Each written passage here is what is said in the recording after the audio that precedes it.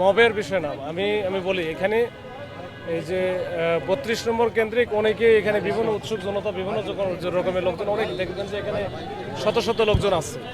এর মধ্যে থেকে হয়তো বা কারো মানে যদি সন্দেহজনক কিছু মনে হচ্ছে হুট করে তাদের একটা মধ্যে একটা হইচই শুরু হয়ে যাচ্ছে। সাথে সাথে কিন্তু পুলিশ, আমি নিজে দুইটার ক্ষেত্রে এটা দেখলাম, এবং সাথে সাথে আমরা পুলিশের হচ্ছে এটা পুলিশের ইয়েতে হেফাজতে নেওয়া হয়েছে। নেওয়ার পরে তাদের হচ্ছে মোবাইল টোবাইল নিয়ে আমরা আসলে চেক করব, দেখব। কিন্তু এইটা যেটা হচ্ছে এটা আমি মনে করি না ঠিক আছে, এইসব ঠিক হচ্ছে। তো এগুলো আমরা আছি এখন, আমাদের পর্যাপ্ত পুলিশ ফোর্স আছে, প্রয়োজন হলে আরও নিয়ে আসবো। আর এটা যেটা হচ্ছে এটা পুলিশ ফোর্স এখানে যারা আছে এটা আসলে একেবারে স্বাভাবিক একটা প্রক্রিয়ার মধ্যে আমাদের নিরাপত্তা নিশ্চিত করার জন্যই আমরা আছি। খালি শুধু এখানে না, সব জায়গায় আছে। এটা সারা ঢাকা শহরে আমাদের হচ্ছে এটা পর্যাপ্ত নিরাপত্তা ব্যবস্থা আছে, তার অংশ হিসাবে কিন্তু এখানে। আর যে জিনিসটা ঘটতেছে এটা আমরা দেখি, এটা নিয়ে আমরা কথা বলতেছি, কথা বলে এটা যেন না ঘটে এই ধরনের ঘটনা, এটা আমরা চেষ্টা করতেছি। এটা এখানে আসলে সংরক্ষিত না, এটা সবার জন্যই উন্মুক্ত।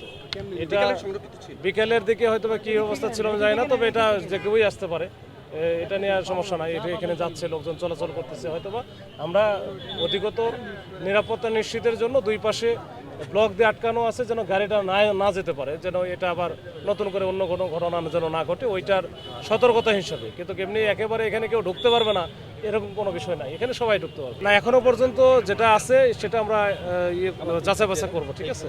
ওটা আমরা চেক ব্যাক করে যেন কোনো সাধারণ মানুষ বা কেউ যেন অযথা হয়রানির শিকার না হয় সেটা আমরা ব্যবস্থা করবো। ওইটা আমরা দেখবো। এখানে তাদের কাছে মোবাইল আছে, মোবাইল ফোন আছে, বা অন্যান্য তাদের সাথে জিজ্ঞাসাবাদ করবো কী কাহিনী, শুনে যদি মনে হয় যে তারা একেবারে নিরীহ বা সাধারণ জনগণ, তাহলে তো আমাদের কোনো সমস্যা নেই। আমরা পরবর্তীতে আইনগত যে ব্যবস্থা নেওয়া দরকার ছেড়ে দেবে, যদি সেরকম হয় মুচলেকা দিয়ে ছেড়ে দেবো। মবের ব্যাপারে তো সবসময় আমাদের হচ্ছে জিরো টলারেন্স আছে, যে মব করা যাবে না, মব করার কোনো সুযোগ নেই, আমরা দিবও না। না, মব জিনিস একটা আলাদা জিনিস, আর মবের মাধ্যমে দেওয়া যেটা বলতেছে সেটা ভিন্ন জিনিস।